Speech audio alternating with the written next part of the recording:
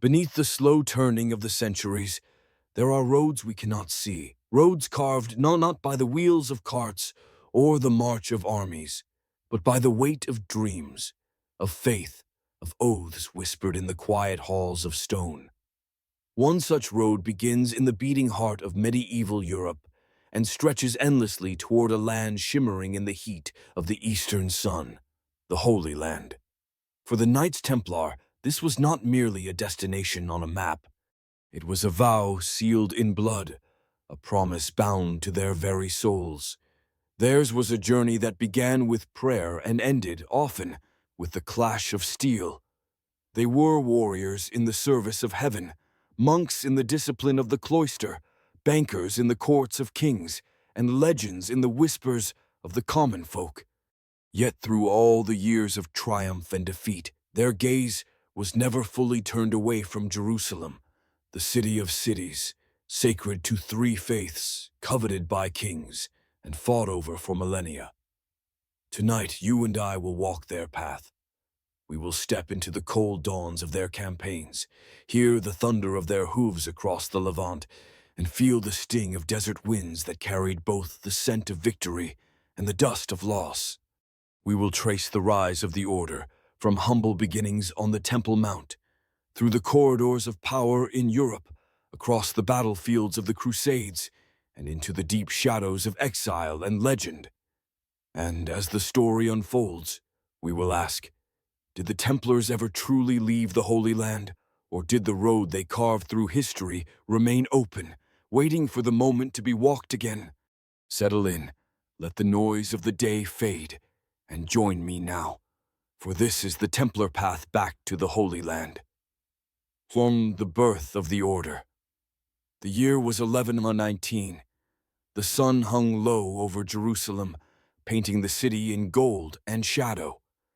Its ancient stones had seen centuries of conquest, Roman legions, Muslim caliphs, Byzantine emperors, and now, after the brutal sweep of the First Crusade, it was in Christian hands for the first time in nearly 500 years.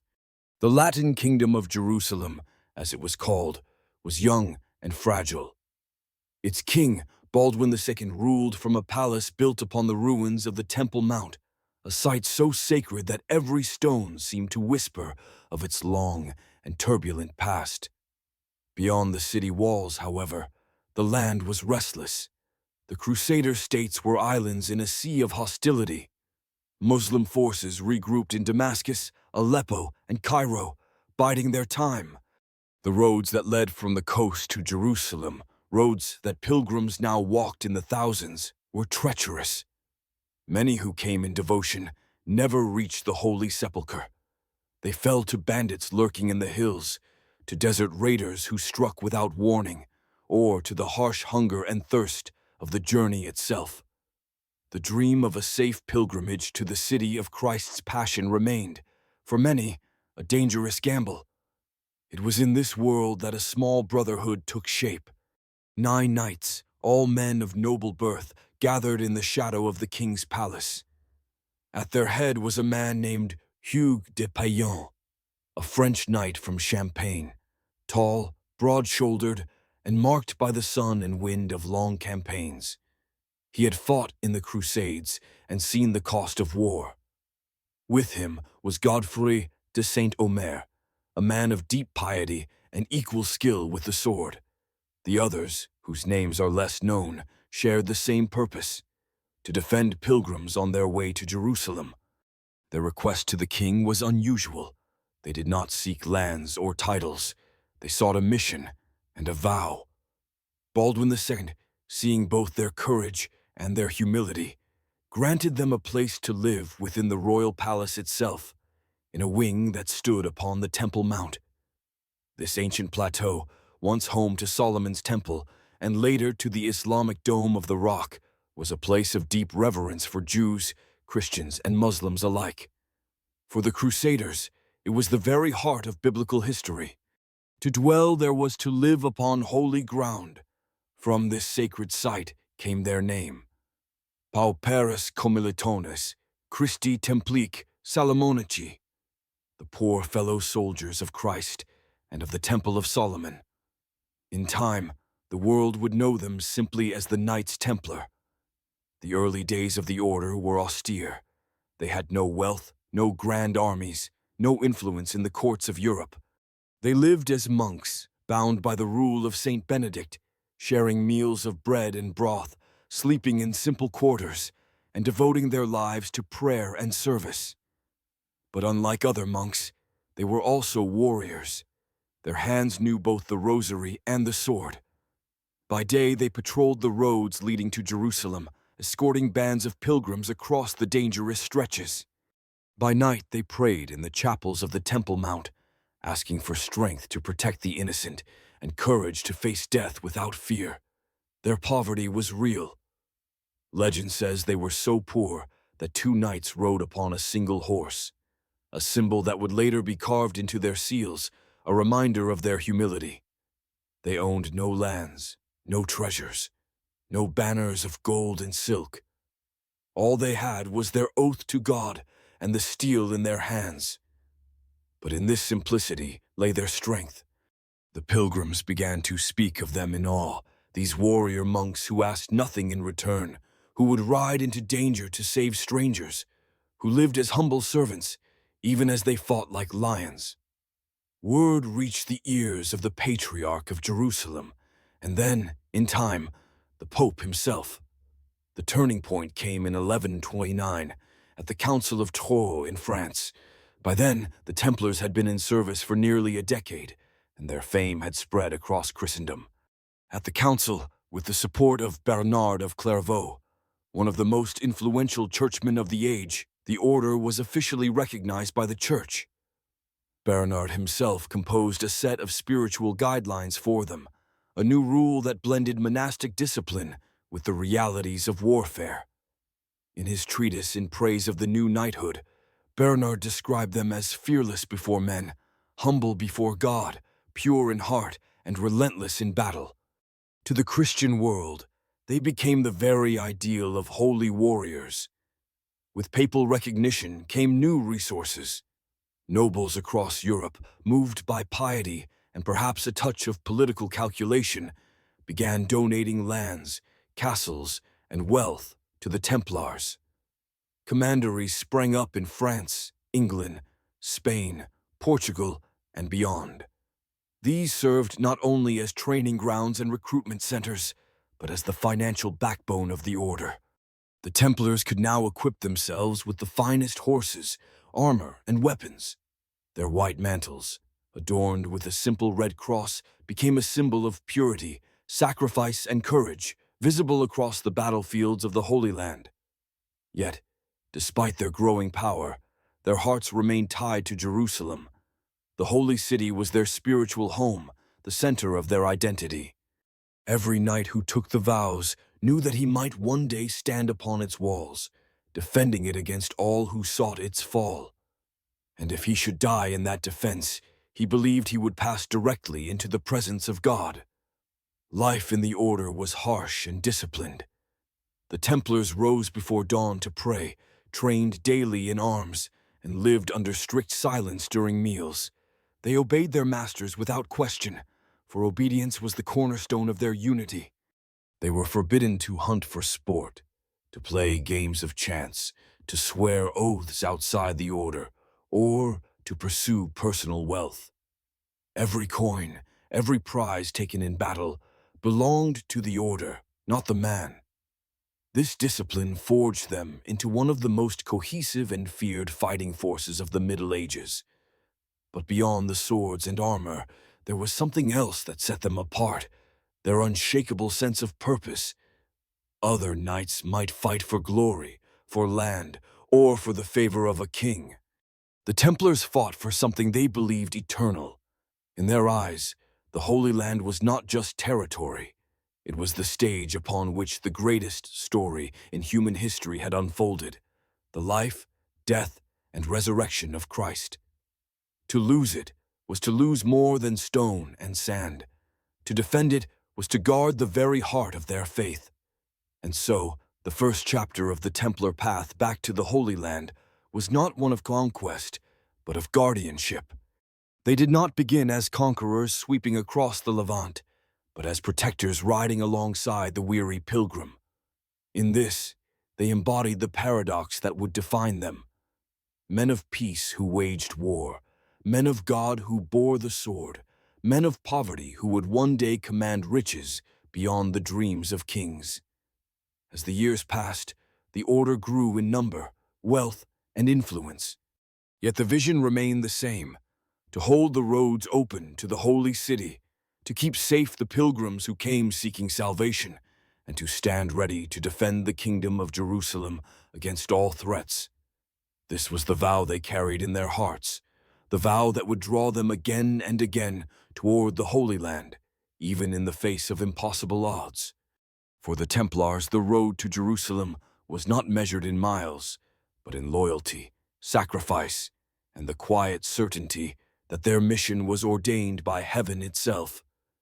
It was a path they would walk for nearly 2 centuries, through triumph and disaster alike. And it was on this path that their legend would be forged, a legend that would outlive them, haunting the pages of history long after their banners had fallen. 2. Rise to power. The transformation of the Knights Templar from a small band of 9 poor knights into one of the most formidable forces in Christendom was neither quick nor simple. It unfolded over decades, driven by a combination of faith, discipline, political skill, and the deep respect they earned in the Holy Land and across Europe. Their rise was not only a military ascent, but also a financial, spiritual, and diplomatic revolution that reshaped the medieval world. In the years after their official recognition at the Council of Troyes in 1129, the Templars began to expand with astonishing speed. Papal endorsement was like a royal seal upon their mission, granting them privileges no other order could claim. They answered to no king, no bishop, and no earthly authority except the Pope himself. This freedom gave them the ability to move between kingdoms without interference, to collect donations directly, and to act independently of local politics.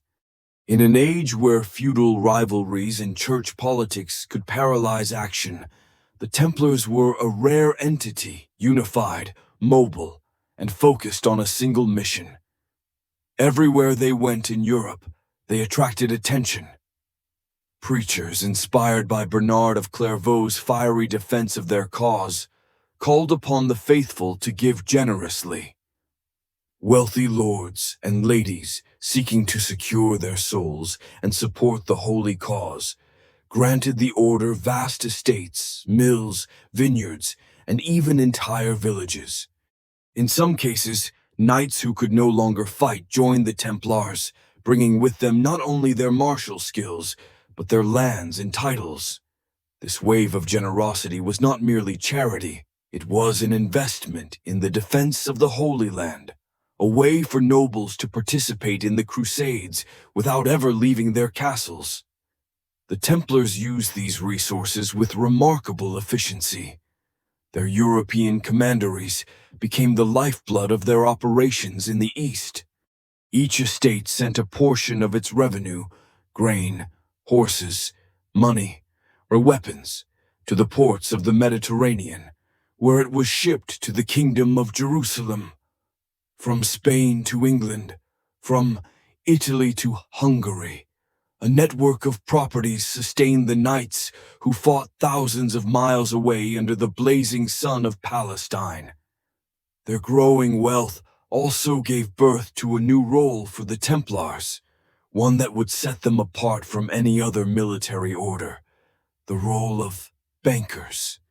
At a time when transporting money over long distances was perilous, the Templars created a system that allowed pilgrims and nobles to deposit funds in one location and withdraw them in another.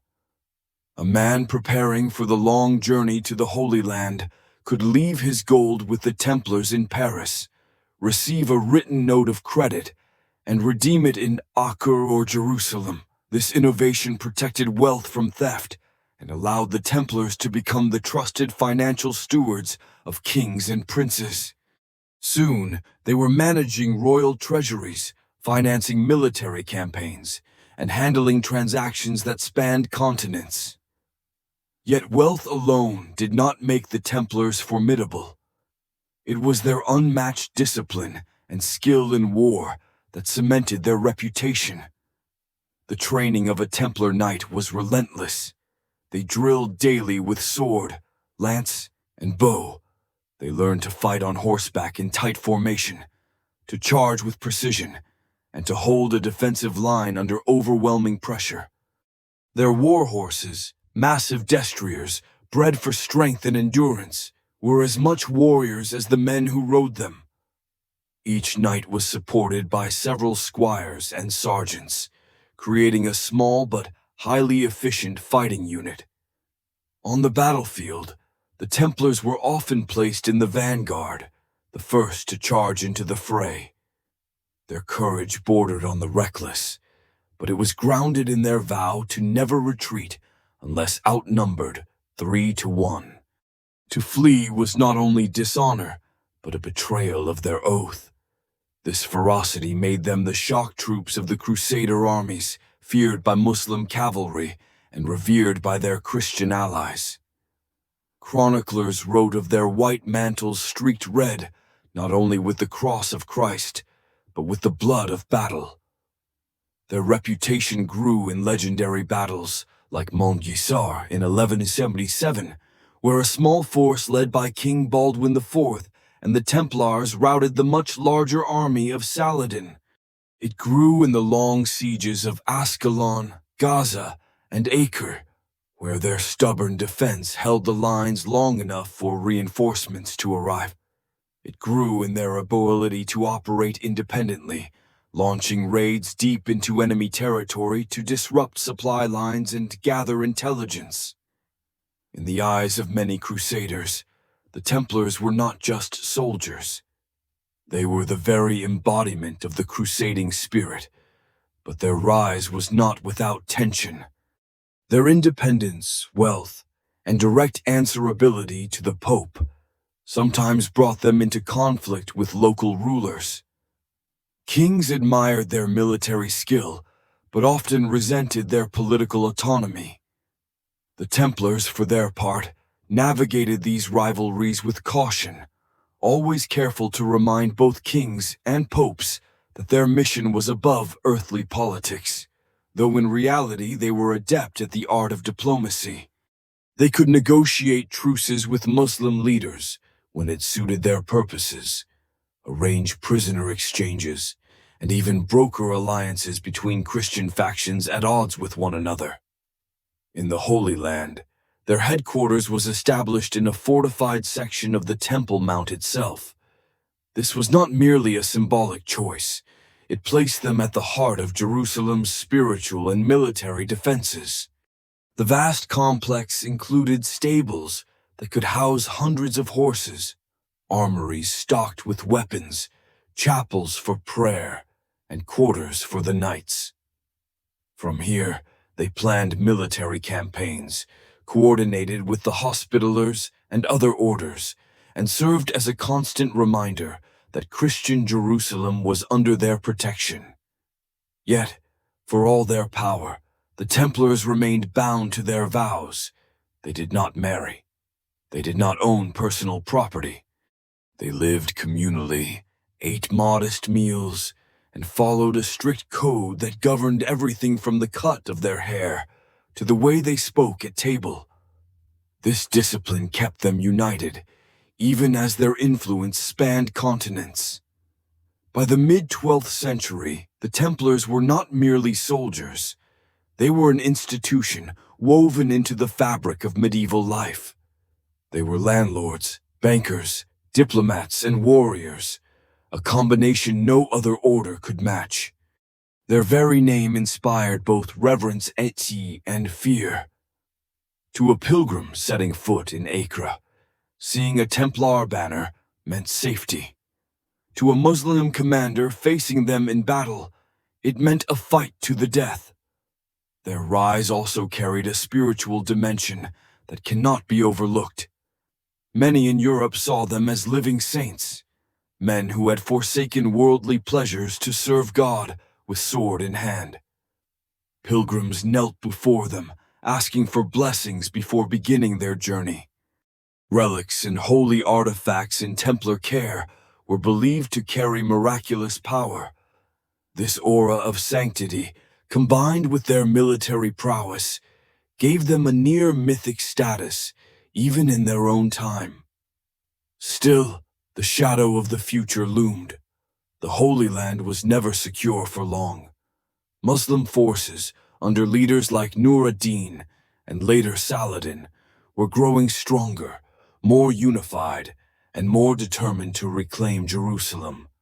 The Templars, for all their skill, could not change the reality that the Crusader states were small enclaves in a hostile world. Every fortress they built, every victory they won, was a step toward defending Christian presence in the East, but also a reminder that they were always on the edge of loss. And yet, in these years of power and purpose, the Templars never wavered in their vision. Jerusalem was not simply their headquarters, it was the heart of their identity. To lose it would be to lose a part of themselves. Every decision they made, from the financing of fleets to the building of castles, was made with the hope of securing and holding the Holy Land. Their rise to power was not an end in itself, but a means to an end, the eternal defense of the city where Christ had walked. The stage was set for the next chapter of their story, a chapter of glory, sacrifice, and in time, devastating loss. For as much as their power seemed unshakable, the forces gathering beyond the desert horizon would test the Templars in ways they had never faced before. 3. The long struggle. The power and prestige the Templars had built in the first century of their existence was formidable, yet the Holy Land, for all their determination, was a fragile kingdom balanced between triumph and disaster. Every sunrise brought news from the frontier, and often that news was grim. Beyond the Crusader strongholds, Muslim powers were gathering, uniting, and plotting their return. The Templars, for all their discipline and skill, knew they stood on the edge of a knife. By the middle of the 12th century, the political map of the Near East was shifting. In the years following the First Crusade, the Muslim world had been fractured into rival dynasties. The Seljuk Turks in Anatolia, the Fatimid Caliphate in Egypt, and various emirs controlling Syria and Mesopotamia. This disunity had given the Crusader states breathing room, but no division lasts forever. Slowly, under leaders like Zengi of Mosul and his son Nur ad-Din, the Muslim states began to unite under the banner of jihad. The Templars, along with their allies, soon found themselves facing an enemy that was no longer divided, but disciplined, determined, and inspired by both religion and revenge. At first, the Templars met these challenges with their usual resolve. They fortified their castles in key positions, Safed in Galilee, Bagras in Cilicia, and the mighty fortress of Tortosa on the Syrian coast. These were not simple stone keeps, but massive complexes with thick walls, towers, and water cisterns to endure long sieges. They became lifelines for pilgrims and strongholds from which Templar patrols launched raids into enemy territory. The network of fortresses was their shield and their spear, but the open field was where their courage shone brightest. One of their early notable engagements came in 1177 at the Battle of Montgisar. Saladin, now Sultan of Egypt and Syria, had launched a massive invasion, confident in his numerical superiority. King Baldwin IV of Jerusalem, stricken with leprosy, could field only a small force, among them the Templars. Against all odds, the combined Crusader army ambushed Saladin near Montgisard. The Templars, charging in their tight formation, smashed into the enemy's flank, throwing his lines into chaos. Saladin barely escaped with his life. The victory was hailed across Christendom as divine intervention, and the Templars' reputation for unshakable valor deepened. Yet victory was fleeting. In 1187, the Crusader kingdom faced its greatest disaster at the Horns of Hattin.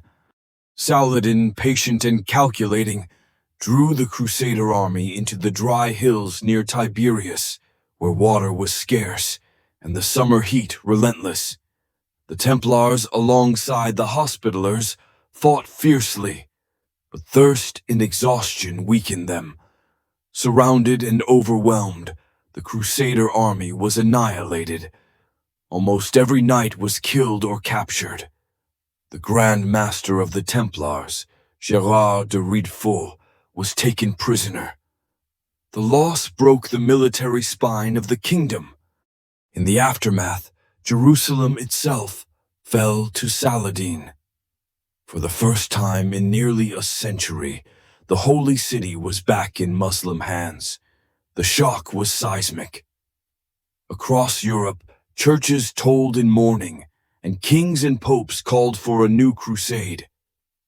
The Templars, reeling from their losses, regrouped in the coastal city of Tyre, one of the few remaining strongholds. The fall of Jerusalem was not merely a strategic loss, it was a wound to their very identity. The Temple Mount, their birthplace and sacred home, was gone. The Third Crusade followed. Kings from Europe, Richard the Lionheart of England, Philip II of France, and Frederick Barbarossa of the Holy Roman Empire, answered the call. The Templars fought alongside Richard in the legendary battles of Arsuf and Jaffa, where their disciplined cavalry charges turned the tide. Though they recaptured key coastal cities, Jerusalem remained beyond their grasp. Truces in politics prevented the final march to the Holy City. For the Templars, the war felt unfinished, a road half-walked. The decades that followed were a relentless cycle of siege, skirmish, and uneasy peace. The Templars adapted. With Jerusalem lost, they made Acre their headquarters, transforming it into a fortress city bristling with walls and towers. From here, they coordinated patrols, guarded pilgrims arriving by sea, and maintained their network of inland castles. They became experts in naval warfare, outfitting their own ships to transport men and supplies. Yet no matter how strong Acre became, it was never Jerusalem. In the 13th century, the tides of fortune shifted again. The Fifth Crusade sought to strike at Egypt, the power base of the Ayyubid dynasty, in hopes of trading captured cities for Jerusalem. The Templars took part in the long siege of Damietta in 1219, enduring disease, flooding, and fierce counterattacks. The campaign ultimately collapsed due to poor leadership and conflicting strategies between the Crusader factions. The prize of Jerusalem remained elusive. Briefly, in 1229, Jerusalem returned to Christian hands through negotiation rather than battle. The Holy Roman Emperor Frederick II struck a treaty with the Sultan of Egypt, granting Christians control over the city, while Muslims retained the Temple Mount. The Templars, however, viewed the agreement with suspicion. They had no role in securing it and doubted its permanence. Their skepticism proved justified. Within 15 years, Muslim forces retook the city. The mid-13th century brought new dangers. The Mongol Empire, sweeping in from the east, shattered Muslim armies and briefly opened the possibility of an unlikely alliance. The Templars cautiously engaged with the Mongols, But the cooperation was short-lived. In the chaos, new Muslim powers rose, most notably the Mamluks of Egypt. Fierce warriors who would become the Templars' most relentless adversaries. The Mamluks, under the brilliant leadership of Sultan Baybars, began a systematic campaign to drive the Crusaders from the Levant. One by one, the coastal cities fell. In 1266, the Templar fortress of Safed was besieged. Despite its formidable defenses, it surrendered after promises of safe conduct, promises Baybars did not honor.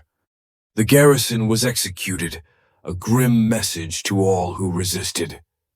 By the late 13th century, the Crusader presence had shrunk to a few coastal enclaves. Acre remained the jewel, but it too was under threat. In 1291, the Mamluks launched their final assault. The siege was massive, with tens of thousands of troops and siege engines pounding the walls. The Templars, alongside the Hospitallers and remaining Crusader forces, fought desperately. Street by street, they contested every advance.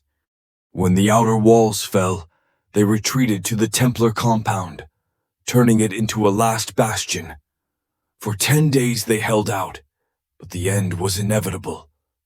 When the Mamluks breached the defenses, the Templars fought to the last man. The Grand Master, Guillaume de Beaujeu, died on the walls, refusing to retreat. Acre was lost, and with it, the last major Crusader foothold in the Holy Land. The survivors fled to Cyprus, battered but unbroken. For the first time since their founding, the Templars had no stronghold in the land they had sworn to defend. To many, it seemed their mission was over. But for the Templars themselves, the struggle was not finished. The Holy Land might have been lost, but in their minds, it was only a temporary exile. The vow to return burned as fiercely as ever. From their new base in Cyprus, they planned, trained, and waited. They fortified the island, turning it into a staging ground for future campaigns. They sent envoys to European courts, urging kings and popes to launch new crusades. They maintained their fleet, patrolled the seas, and kept their intelligence network alive in the Levant. Every move they made was in service of a single purpose: to walk the road back to Jerusalem. Yet the world was changing. Europe's enthusiasm for the Crusades was waning. The wars had drained treasuries and bloodlines alike. Kings had their own rivalries to settle, and the papacy was entangled in political struggles. The Templars, once the heroes of Christendom, now found themselves without the unshakable support they had once enjoyed. Whispers began to spread. Whispers of their vast wealth, of secret rituals, of hidden knowledge gained in the East. The legend of the Templars was turning, in the minds of some, from one of pure devotion to one of dangerous mystery. But in these final years of the long struggle, the essence of the order remained. They had fought for nearly 2 centuries, across deserts and sea, in victories and in crushing defeats. They had seen Jerusalem won, lost, and briefly regained. They had watched comrades die in the dust, and had stood unflinching before enemies who outnumbered them 10 to 1. And through it all, the path back to the Holy Land had never faded from their vision. For the Templars, the road was not just a line drawn on a map. It was a spiritual pilgrimage, a test of endurance, and a symbol of their oath. Every fortress, every coin, every life was spent in pursuit of that road. Even in exile, even in the face of rising suspicion and political hostility, they carried the belief that one day the Red Cross would once more fly above the walls of Jerusalem. That belief, that stubborn, unyielding hope, was the light that guided them into the next and final chapter of their history. A chapter where enemies would not only come from across the desert, but from the very heart of Christendom itself. For the fall and the legend. When the walls of Acre crumbled in 1291 and the last Christian banner was torn down from the Levant, the Templars retreated to Cyprus, carrying with them the battered remains of 2 centuries of war. Their ranks were thin, their leaders scarred, and their hearts heavy with the knowledge that the Holy Land, the core of their existence, was no longer within reach. Yet they were not defeated in spirit. On Cyprus, the order became a fortress in exile, a tightly wound spring, waiting for the right moment to strike again. From their new base, the Templars reoriented their mission. They strengthened their naval presence, patrolling the waters of the eastern Mediterranean. They maintained spies and informants across the Levant, keeping watch on Mamluk movements. They negotiated with Mongol leaders in the east, with the hope of forging an alliance that could crush the Muslim powers from 2 sides. Plans for a new crusade flickered constantly, sometimes encouraged by papal letters, sometimes discussed in royal courts, but the grand campaigns never materialized. Europe's appetite for holy war had faded. The great kings were occupied with their own rivalries, their own ambitions. The Templars, once at the heart of Christendom's most sacred cause, were beginning to look like relics of a bygone age. And then came a new threat, one not from Cairo or Damascus, but from Paris. King Philip IV of France, known as Philip the Fair, was a monarch of rare cunning and cold ambition. His wars with England and Flanders had drained his treasury. He owed vast sums of money to the Templars, who acted as his bankers. Yet Philip had something more dangerous than debt. He had suspicion. The Templars, in his eyes, were too wealthy, too independent, and too loyal to the Pope rather than to the crown. Rumors had long circulated in Europe about the order's secretive initiation rites, their closed meetings, and their hidden treasures. In the minds of many, mystery was fertile ground for accusation. In 1305, Philip placed his own ally, Clement V, on the papal throne. The new pope was a Frenchman and vulnerable to royal pressure. Over the next 2 years, Philip and Clement exchanged letters laced with hints and allegations about the Templars, heresy, idolatry, blasphemy. Whether Philip truly believed the charges or merely saw them as a convenient weapon is still debated, but the outcome would be the same. On the dawn of Friday, October 13th, 1307, the trap was sprung. Across France, royal officers raided Templar commanderies, arresting every knight they could find. The charges were shocking: renouncing Christ during initiation, spitting on the cross, worshipping a mysterious idol, engaging in unnatural acts. Under torture, many confessed to these crimes. Confessions later recanted, but the damage was done. The once revered warriors of Christ were paraded as heretics. The Pope, initially hesitant, eventually ordered the arrest of Templars across Europe. In some kingdoms, the rulers refused or delayed, skeptical of Philip's motives. In others, arrests proceeded, though without the same fervor as in France. Trials followed, and with them, executions. The Templars' Grand Master, Jacques de Molay, after years of imprisonment, was burned at the stake in 1314, maintaining his innocence to the last and calling down divine judgment on his accusers. According to legend, both Philip and Clement died within a year, fueling whispers of the Templars' curse. With the papal bull Vox in Excelso in 1312, the Order of the Temple was formally dissolved. Their properties were transferred to the Knights Hospitaller, though in practice, much of it was seized by local rulers. The Templars as an official organization were no more. Yet the story does not end there. For an order that had lived in secrecy, that had held treasures and knowledge from 2 centuries in the East, dissolution did not necessarily mean disappearance. Almost immediately, legends began to grow, some claiming that a fleet of Templar ships had slipped away from La Rochelle on the eve of the arrests, vanishing into the Atlantic. Others whispered that treasure, gold, relics, sacred texts had been spirited away to hidden fortresses or distant lands. In Portugal, the Order's properties were quietly transferred into a new organization, the Order of Christ, which bore striking similarities to the Templars and would later sponsor voyages of discovery across the oceans. But perhaps the most enduring legend was the idea that the Templars never abandoned their vow to the Holy Land.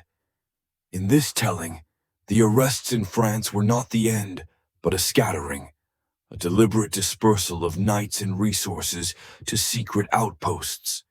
Some were said to have taken refuge in Scotland, fighting alongside Robert the Bruce at Bannockburn. Others may have traveled to the eastern Mediterranean in disguise, continuing to aid Christian merchants and pilgrims in lands now under Muslim control. A few even claimed that Templars had joined forces with Eastern Christian communities, hiding in plain sight among the monasteries and trading cities of Cyprus, Crete, and Armenia. There are tantalizing hints in the historical record, unexplained sightings of the Templar Red Cross decades after the Order's suppression, letters suggesting contact between former knights and rulers in the East, even rumors of Templar participation in failed crusading ventures long after 1312. None of these can be proven beyond doubt, yet they refuse to fade from the historical imagination. Why do these legends endure? Perhaps because the Templars' mission was unfinished. For nearly 200 years, their very identity was bound to the Holy Land. They had seen Jerusalem lost, regained, and lost again. They had bled for it, prayed for it, dreamed of it. To believe that they simply vanished, that the road back to Jerusalem was abandoned, feels incomplete. The human mind craves closure, but the Templar story ends in ambiguity, and ambiguity breeds myth. Even in the 14th and 15th centuries, as Europe changed and the memory of the Crusades grew dim, the Templar name carried weight. Writers, chroniclers, and poets invoked their legacy as a symbol of unwavering faith and unbending courage. Mariners painted the Red Cross on their sails. Explorers carried tales of Templar maps leading to lands beyond the horizon, and secret societies whispered of rituals passed down from the warrior monks of old. The line between history and legend blurred until it was almost impossible to separate them. And so, the Templar path back to the Holy Land may never have been a physical road in the years after 1312. Instead, it became a path of memory, carried in the hearts of those who believed in their cause, retold in fireside stories, written into the margins of manuscripts. In the minds of many, the Templars had simply gone to ground, waiting for the day when the call to reclaim the holy city would come again. Even today, centuries later, that path still captures the imagination. Historians search archives for scraps of evidence. Archaeologists dig at ruined fortresses in Cyprus and the Levant, hoping to find traces of a hidden return. And storytellers, in books, films, and whispered tales, keep the road alive. Whether the Templars truly walked it after their fall may never be known, but in the end, perhaps that is the heart of their enduring power, the blend of faith, mystery, and the unbreakable vow that once bound them to a city of stone and light in the eastern sun. For the listener, the journey through their rise, their struggles, their fall, and their legend is not merely a history lesson. It is a reminder that some roads are walked, not with the feet, but with the spirit, and that for the Templars, the Holy Land was never just a place. It was a promise of the enduring mystery. The official history of the Knights Templar ends in 1312, with a papal decree dissolving the order and scattering its members. But the truth, or perhaps the deeper truth, is far more elusive. For an organization that had operated with near absolute secrecy in many of its affairs, whose archives and treasuries were known only to its highest ranks, the sudden erasure from public life did not erase them from memory. If anything, it amplified the questions. And in those questions, the Templar path back to the Holy Land took on a new, almost spectral form. When Jacques de Molay, the last publicly acknowledged Grand Master, stood upon the execution pyre in Paris in 1314, he was already a figure half in history, half in legend. Witnesses claimed that as the flames consumed him, he called out to King Philip IV and Pope Clement V, summoning them to appear before God's judgment within the year. Both men were dead within months. Whether coincidence or curse, the event burned itself into the chronicles of the age. It was as though the Templars had not merely been destroyed, they had been wronged, and wronged unjustly. From that moment, the image of the Templar became twofold. In the official record, they were gone, their lands seized, their leadership executed or dispersed, their names stricken from papal registers.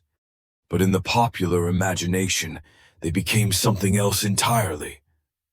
Keepers of secrets too dangerous to be entrusted to any one crown, guardians of treasures too sacred to be placed in public view, bearers of a vow that no decree could erase. Scattered fragments of rumor began to surface across Europe.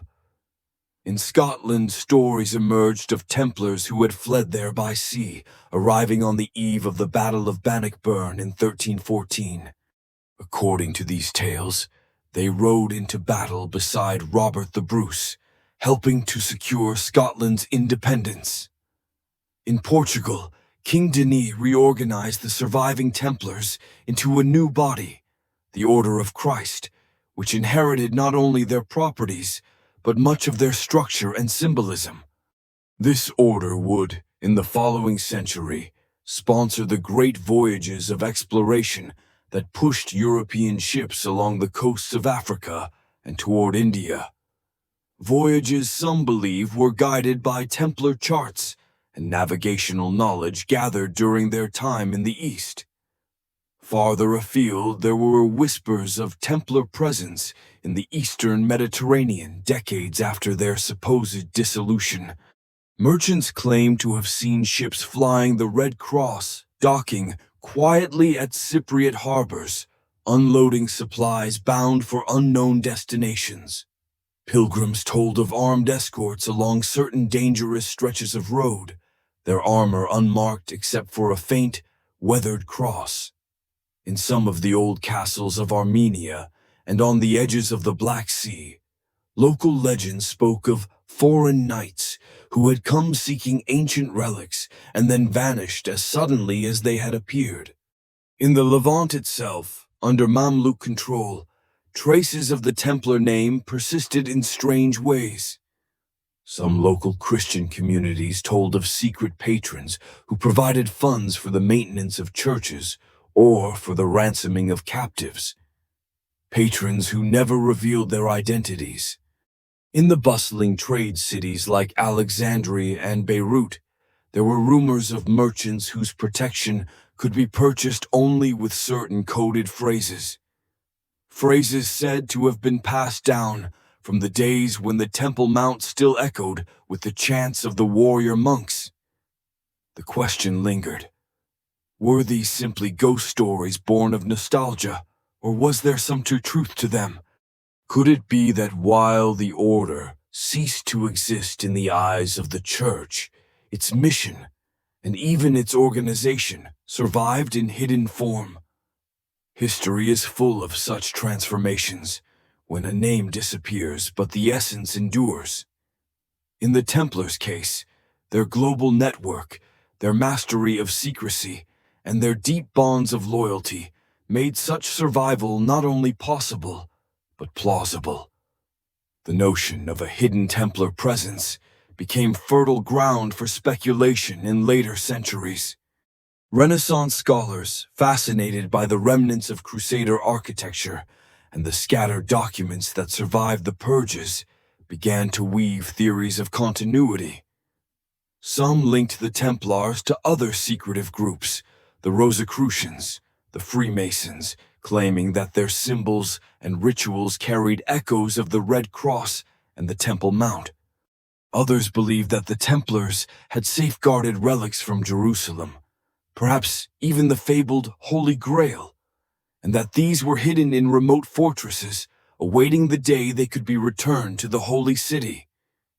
Even without entering the realm of mystical treasure, the purely historical question remains: did former Templars, or their direct successors, ever attempt to re-establish themselves in the Holy Land after 1291?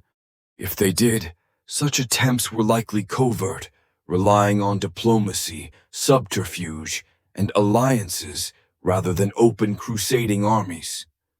The political climate of the 14th and 15th centuries was far less favorable to grand campaigns.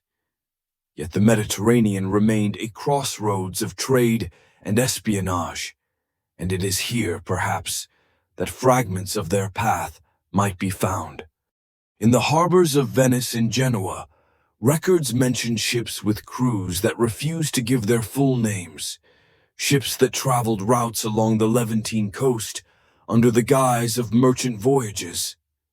In Rhodes, under the control of the Hospitallers, there are hints of cooperation, or perhaps competition, with shadowy agents who seem to know the inland routes to Christian enclaves remarkably well. The Templars and the Hospitallers had been rivals in their heyday, but necessity makes strange allies, and if the goal was to protect Christians in the East, there may have been unspoken agreements.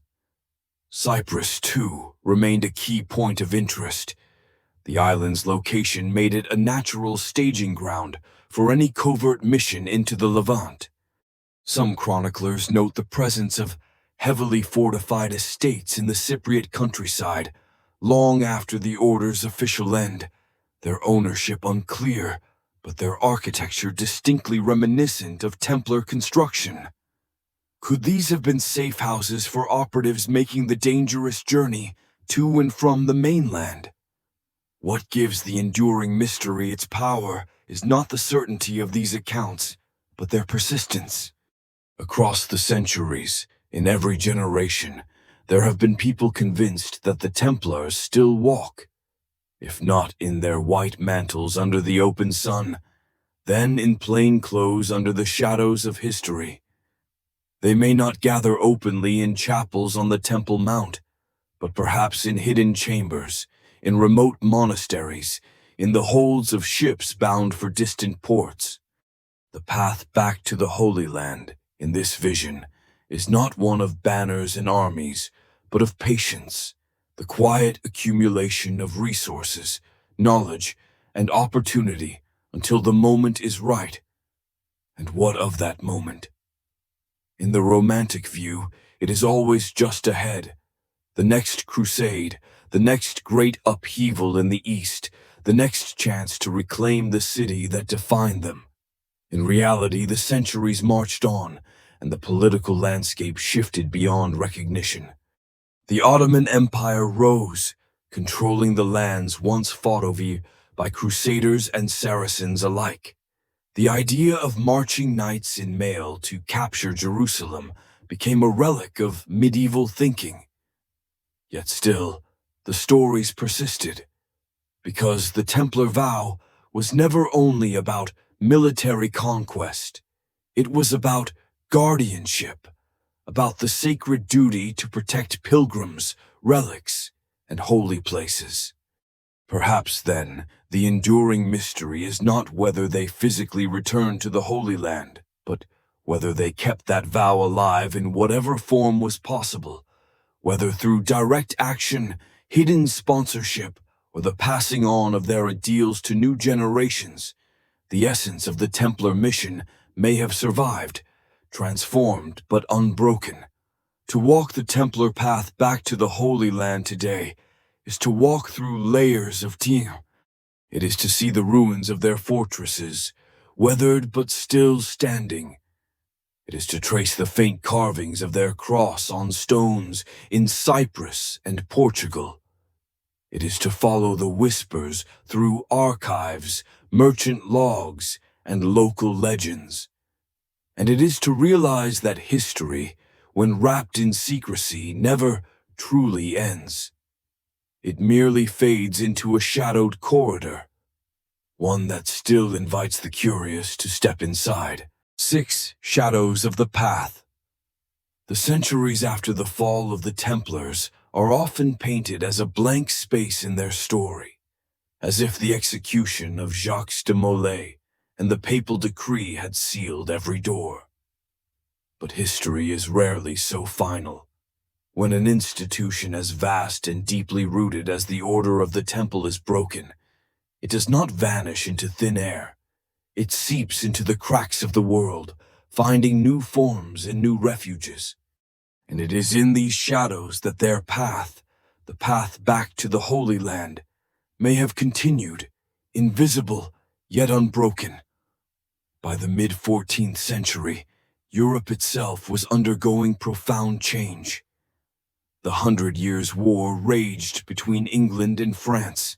The Black Death had swept through the continent, and the political unity once dreamed of under Christendom was fragmenting. In this shifting landscape, crusading as it had once been known, great hosts of knights marching under papal banners to reclaim Jerusalem was no longer the central rallying cry. Yet in smaller, more targeted campaigns, the spirit of crusade persisted, and here we sometimes find echoes of Templar involvement. Portugal provides perhaps the clearest example. When King Denis reconstituted the Templars in 1319 as the Ordem de Cristo, the Order of Christ, he did more than preserve their lands. He preserved their organizational structure, their naval capabilities, and their culture of disciplined secrecy. Over the next century, this order became a driving force in Portuguese exploration, sponsoring voyages down the African coast and eventually across the Atlantic. While these expeditions were driven by trade and discovery, they also carried a religious dimension, the search for Christian allies in Africa and beyond, perhaps even a way to outflank Muslim powers controlling the routes to the Holy Land. The Red Cross of the Templars, subtly altered, once again sailed across distant seas. In Spain, during the Reconquista, the centuries-long campaign to reclaim Iberia from Muslim rule, former Templars found places in other military orders, such as the Order of Calatrava and the Order of Santiago. Though their primary battlefield was the Iberian Peninsula, their struggle was seen as part of the wider Christian effort against Islam. Victories there, it was hoped, might one day be linked to renewed campaigns in the East. Elsewhere in Europe, the Hospitallers, who had inherited much of the Templar property, continued to wage their own wars in the Mediterranean, holding Rhodes and later Malta as bastions against Ottoman expansion. Some historians have suggested that ex-Templars, stripped of their name but not their skill, joined the Hospitallers under assumed identities, bringing with them knowledge of Eastern fortifications, naval tactics, and intelligence networks. If true, then the Templar influence persisted quietly within their old rivals, guiding strategies in battles far from the Temple Mount, yet still tied to the defense of Christendom. Cyprus, that old refuge after the fall of Acre, remained another point of intrigue. Throughout the 14th and 15th centuries, the island was a hub of trade and diplomacy between East and West. Merchants, envoys, and mercenaries passed through its ports, and among them were undoubtedly men with Templar connections, perhaps even former knights who had blended into civilian life while maintaining old loyalties. Some records speak of brotherhoods on Cyprus that organized charitable works for pilgrims attempting the dangerous voyage to the Holy Land, even under Muslim rule. Was this charity purely the work of local Christians, or was it the lingering work of a hidden Templar network? The sources are too fragmentary to say, but the possibility lingers. In the Ottoman era, the situation grew even more complex. By the 16th century, the Ottoman Empire controlled not only the Levant, but vast territories stretching from Hungary to Egypt. Open crusades against such a power were perilous. Yet European powers still launched limited naval campaigns in the Mediterranean, striking at Ottoman shipping and coastal forts.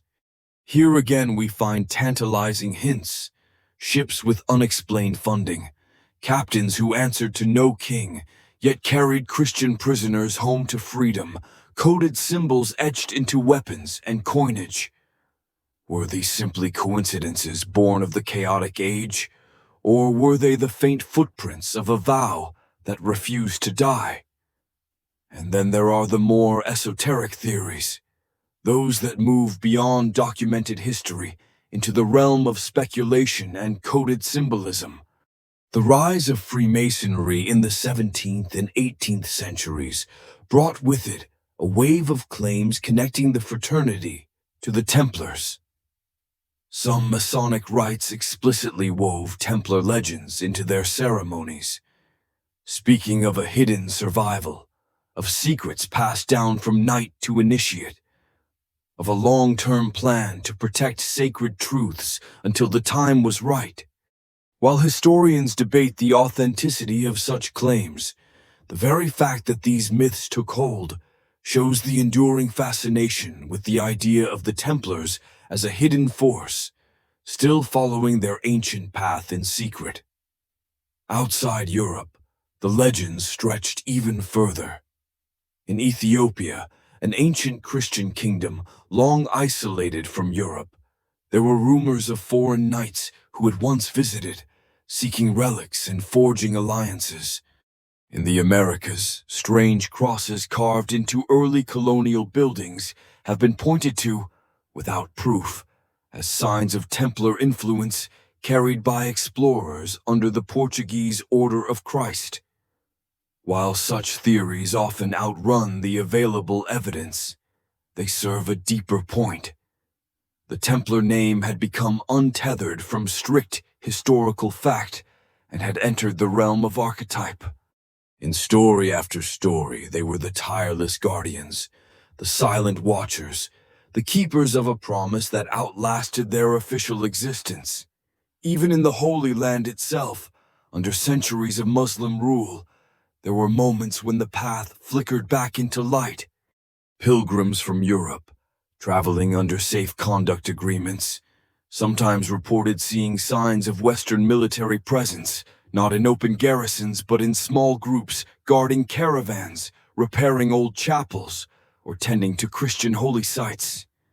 Some of these may have been Franciscans or local militia.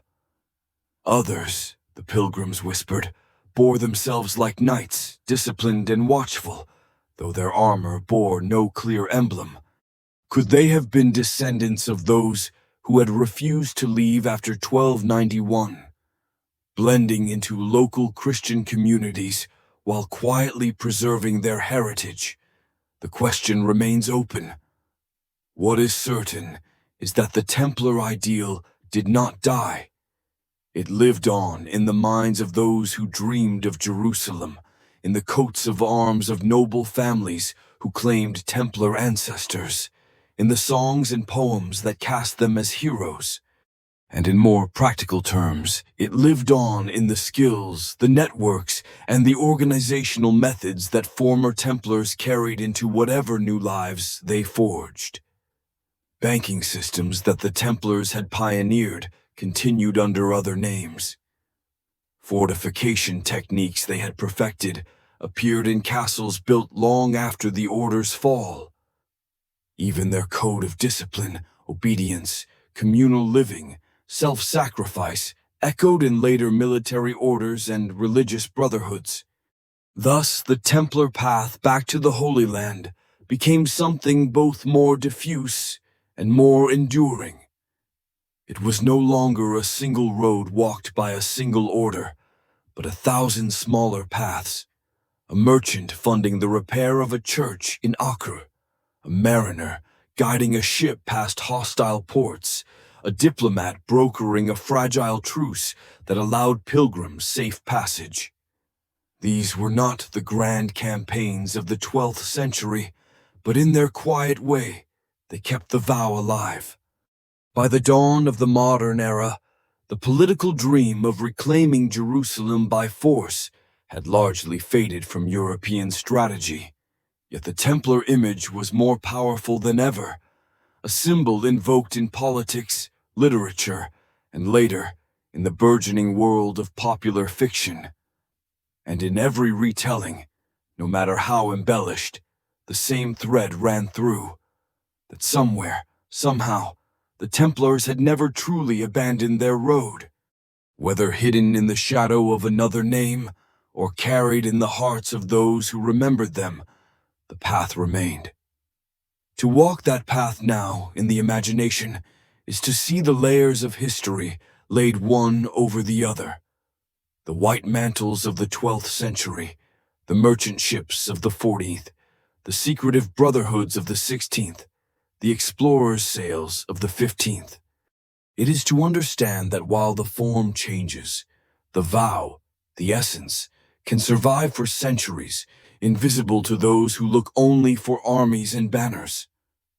And so by the time the medieval world gave way to the modern, the Templar path back to the Holy Land had become not just a journey of knights, but a journey of an idea. An idea that has proven more resilient than stone walls and stronger than any papal decree. The belief that some promises are worth keeping, even if it takes generations, even if the road is walked in secret. From the narrow streets of medieval Jerusalem to the windswept ramparts of Acre, from the fortified commanderies of Europe to the whispered legends that cross oceans and centuries, the story of the Knights Templar is one of devotion, discipline, and unyielding purpose. We have walked their path together, a path that began with 9 humble knights sworn to protect pilgrims, grew into a vast and powerful network that shaped the medieval world, endured the fury of battle and the agony of loss, and survived in some form long after their banners were torn down. The Holy Land was always at the center of that vow. For the Templars, Jerusalem was not just a city, it was the spiritual heart of their mission, the beacon toward which every action, every sacrifice was aimed. Even in exile, even under the shadow of dissolution, that vision endured. Whether through documented history or the enduring myths that followed them, the idea of returning, safeguarding the sacred, became part of their legend. And perhaps that is why the Templar path back to the Holy Land still captures us today. It is a story about more than knights and battles. It is about holding to a promise when the world changes around you. It is about the quiet persistence of belief, the courage to keep walking a road, even when it disappears beneath your feet, and the understanding that some journeys are not measured in miles, but in the steadfastness of the heart. The white mantle with its red cross may no longer ride across the deserts of Palestine, but the echo of their oath still travels on the wind of history. in the ruins of their fortresses, in the traces of their symbols, in the stories we still tell. And so, in a way, the Templar path never truly ended. It lives wherever there is a soul who dreams of Jerusalem, who believes that sacred duties are worth a lifetime's devotion. Thank you for joining me on this journey through the centuries, walking alongside the warriors, monks, and legends who carved their place into history. If you enjoyed this exploration and wish to hear more stories like this, stories that dive deep into the hidden corridors of the past, I invite you to subscribe so we can keep uncovering the roads history has left behind. Until next time, may your own path be guided by purpose, and may the light of history keep you company on the way.